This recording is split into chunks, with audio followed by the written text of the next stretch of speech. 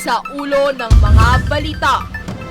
PhilHealth, sisimulan na ang libreng cancer screening sa mga miyembro nito sa August 14. DOH, mahigpit na binabantayan ang mga kaso ng dengue at leptospirosis.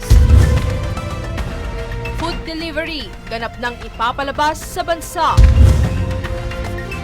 PBBM, sinabing walang dapat patunayan ng bansa kaugnay ng pag-host sa ASEAN 2026.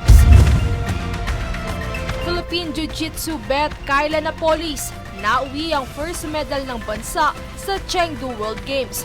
Philippine boxers, medal finisher rin sa Asian Games. At Vice Ganda, inula ng batikos kasunod ng naging comedic skit tungkol kay FPRRD, ICC at WBS. Patas at pantay na balita, komprehensibong ulat para sa pulso ng masa. Ito ang News Force.